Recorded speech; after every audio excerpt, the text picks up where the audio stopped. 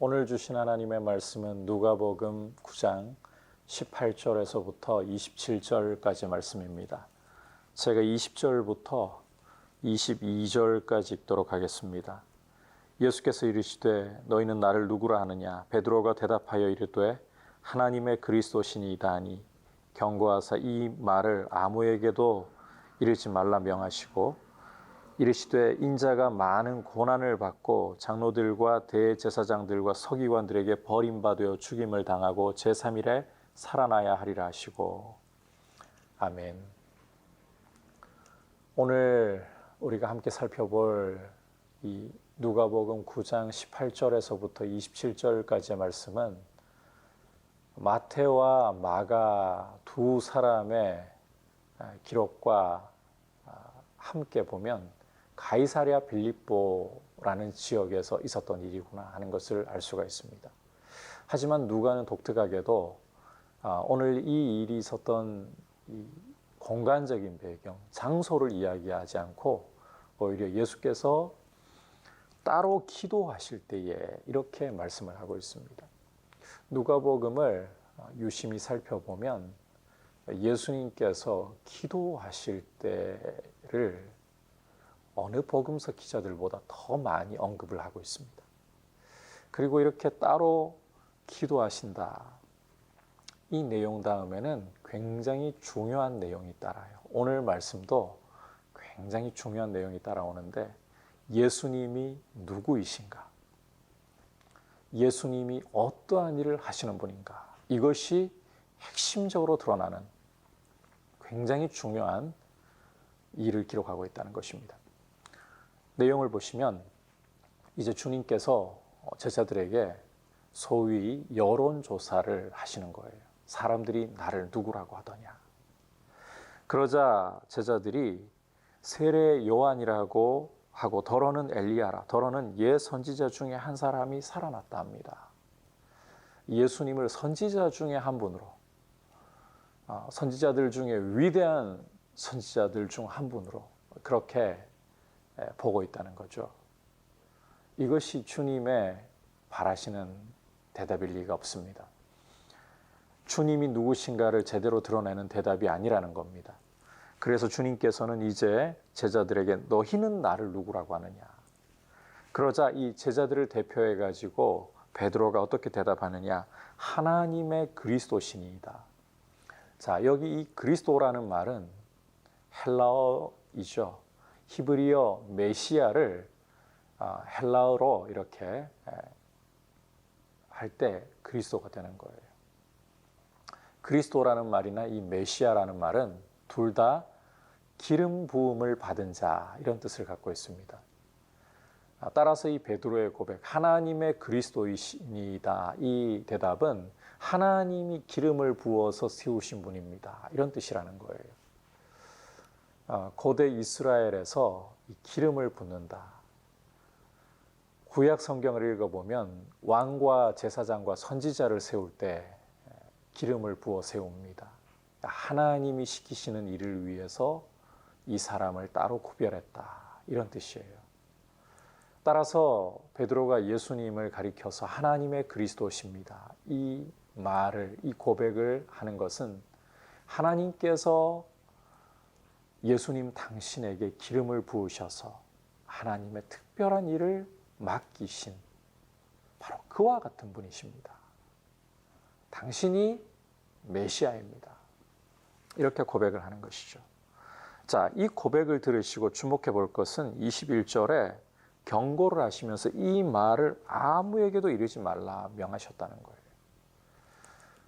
예수님 당신이 메시아시라는 사실을, 그리스도시라는 사실을 아무에게도 이르지 말라 경고하여 명하셨다는 거예요. 왜 이르지 말라고 하시는 건가? 왜 밝히지 말고 숨기라고 하시는 건가?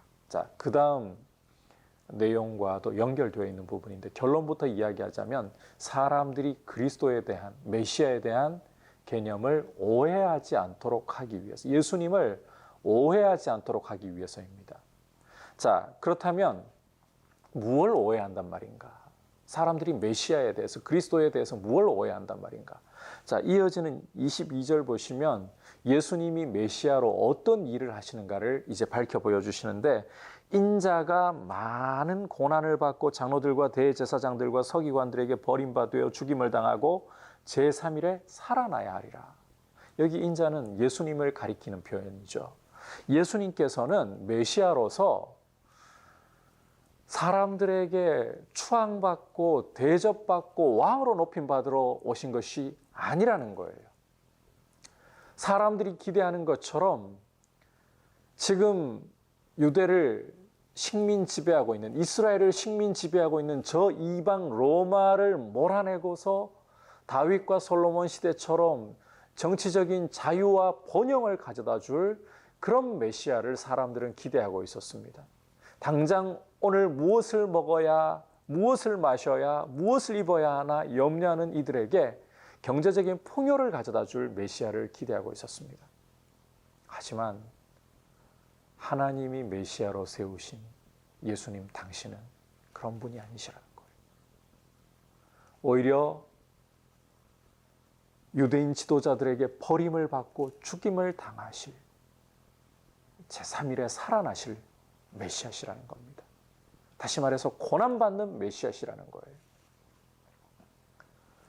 왜 이렇게 고난을 당하셔야 하는가? 사람을 근본적으로 불행하게 만들고 고통 중에 빠뜨린 것은 다름 아닌 죄입니다. 죄와 사망의 권세가 인간의 근본 문제이고 가장 중요한 필요입니다. 하지만 사람들은 이 근본적인 필요를 해결받으려고 하기보다 눈앞에 보이는 필요, 내 배가 불러야 돼요. 내 몸이 내가 원하는 대로 자유로울 수 있어야 돼요. 이런 물리적인 풍요, 물리적인 자유를 줄 수 있는 이런 나의 필요를 채워줄 수 있는 메시아를 원한다는 거예요. 그러나 하나님께서 보실 때 인간에게 근본적인 필요는 죄와 사망 권세로부터 해방되고 하나님의 품에 안기는, 하나님의 가족이 되는 은혜를 누리는 것입니다. 예수님은 우리의 필요를, 우리가 바라는 필요를 채우러 오신 것이 아니라 우리 인생에게 하나님이 진정으로 필요하다고 하는 그 필요를 채워주시려 오신 메시아. 다시 말해서 십자가에 보혈 흘려 그 피로 죄와 사망 권세에서 죄인을 해방하여 하나님 가족으로 삼으시려고 예수님을 이 땅에 보내셨다는 겁니다. 바로 그와 같은 고난받는 메시아의 길을 주님이 걸어가신다. 그러나 사람들은 그걸 기대하지 않아요. 오해를 하는 거예요. 예수님이 메시아라고 밝히게 되면 정치적이고 경제적인 번영과 자유를 원하는 거예요. 경고하시는 겁니다. 이러지 말라. 왜? 고난받는 메시아로 오셨으니까. 사람들의 기대를 오히려 깨뜨려버리는 길을 가셔야 하니까. 우리에게 예수님은 어떤 분입니까? 내가 바라고 내가 필요한 것을 채워주는 분입니까? 아니면 나를 죄와 사망 권세에서 해방하여 하나님의 자녀로 삼아주시고 가치 있는, 하나님 보시기에 가치 있는 인생을 살아가게 만드시는 메시아입니까?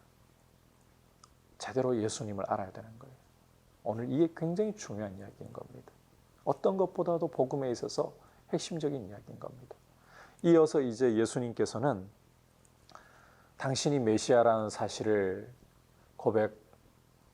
베드로가 고백한 후에 당신을 따르는 제자의 길이 어떠해야 하는가 말씀하시는데, 자, 23절을 보시면 무리에게 이렇게 말씀을 하십니다. 아무든지 나를 따라오려거든 자기를 부인하고 날마다 제 십자가를 지고 나를 따를 것이니라.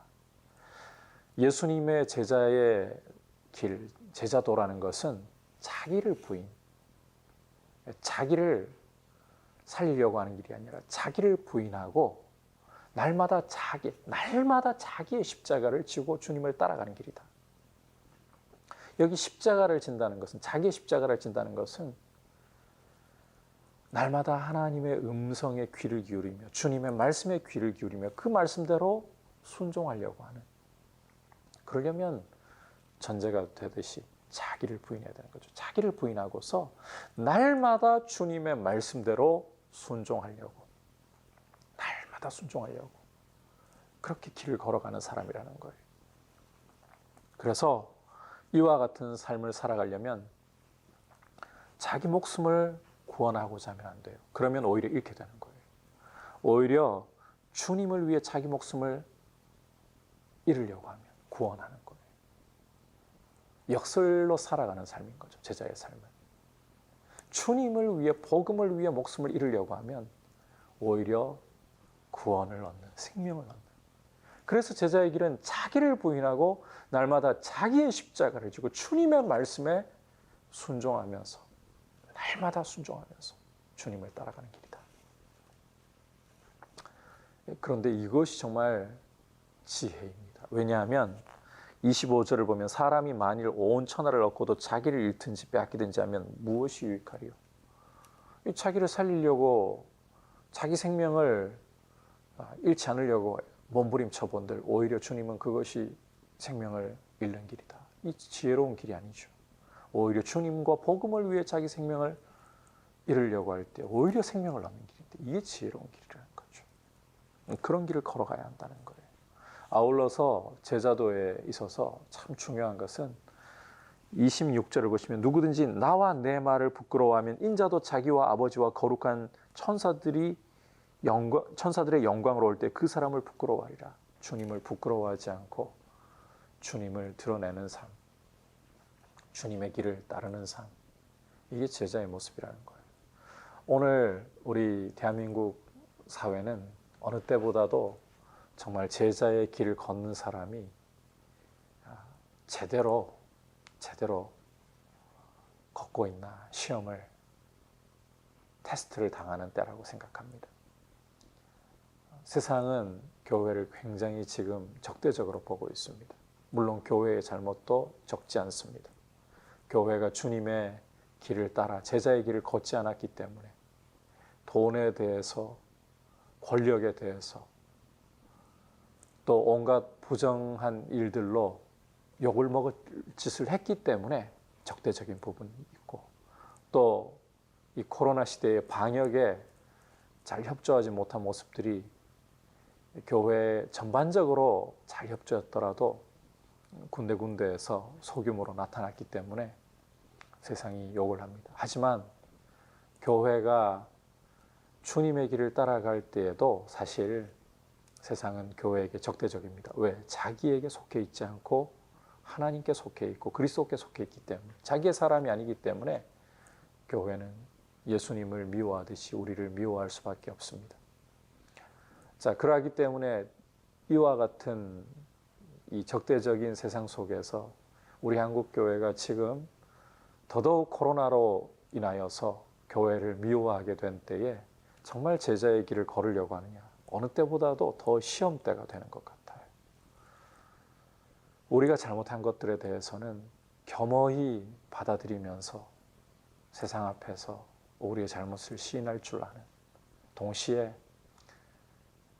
교회를 향해 손가락질 할지라도 이와 같은 때에 주님을 부끄러워하지 않고 복음을 부끄러워하지 않고 그 길로 걸어가는 참된 제자인가, 어느 때보다도 시험대에 올라 있습니다.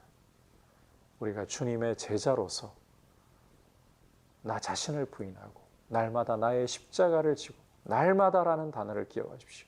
날마다 나의 십자가를 지고 주님을 따라가는 참 제자의 길을 걸어갈 수 있기를 바랍니다. 그리고 이 제자의 길을 제대로 걸으려면 주님이 누구이신가, 주님이 어떠한 일을 하셨는가 제대로 이해하고 있어야 돼요.